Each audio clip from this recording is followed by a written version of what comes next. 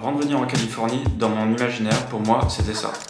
La plage, le surf, les palmiers, le soleil. Déjà ça, c'est plutôt Los Angeles. La région de San Francisco est plus méconnue, et ce que l'on connaît est souvent déformé par ce qu'on retrouve sur internet et dans les guides.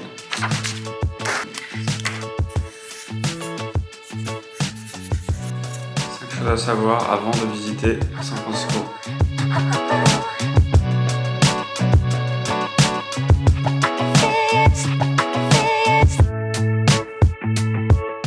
Raison numéro 5. Il n'y a pas d'été. San Francisco, c'est la ville du printemps continu, avec des hivers doux et des étés tempérés.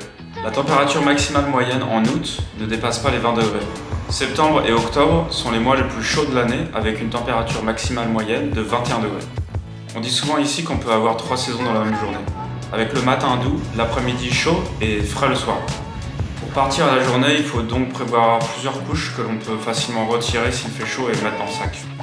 L'avantage ici, c'est que c'est moins compliqué pour s'habiller, je peux donc porter la même tenue en été et en hiver.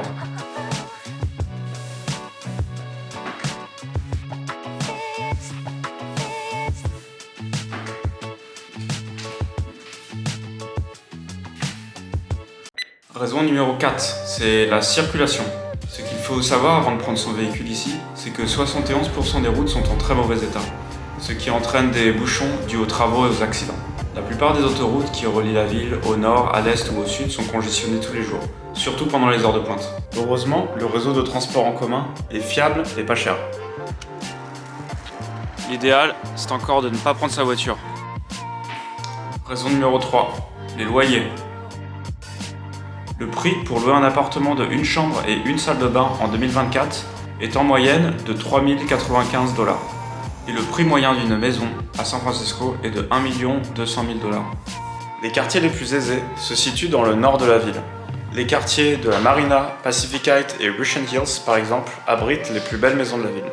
Les villes aux alentours, comme Sausalito, Tiburon et dans la Silicon Valley, partagent également des prix semblables à ceux de San Francisco. On comprend mieux pourquoi ici, les trentenaires vivent en colocation ou encore chez leurs parents. Raison numéro 2, les surcharges. C'est devenu cher de sortir à San Francisco. En moyenne, 20 $ pour un plat unique dans un restaurant, 13 $ pour un cocktail et 8 $ pour une bière. À cela, il faut rajouter les surcharges.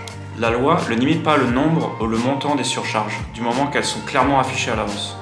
La taxe à la consommation, l'équivalent de la TVA, est de environ 10%, plus la taxe appliquée à San Francisco qui est entre 4 et 6%. À cela, il faut ajouter le pourboire qui est au minimum de 15%, ce qui revient à peu près 31% de plus que le prix affiché sur le menu.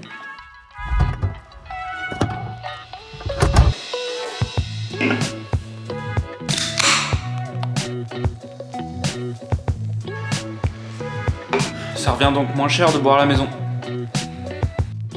Raison numéro 1, la pauvreté. Dans la liste des villes avec le plus de sans-abri aux États-Unis, San Francisco est en 9e position, avec 7800 sans-abri en 2022. Contrairement aux villes européennes, les quartiers les plus pauvres se situent dans le centre-ville.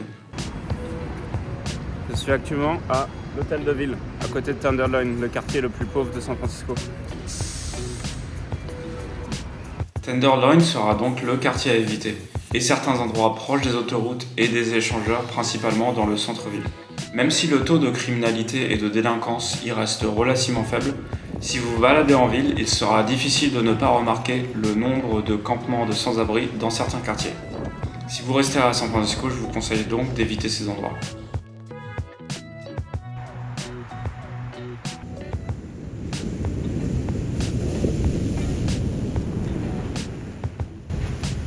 Il y a 100 raisons de venir à San Francisco.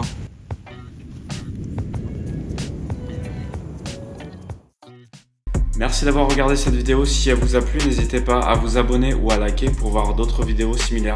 À bientôt!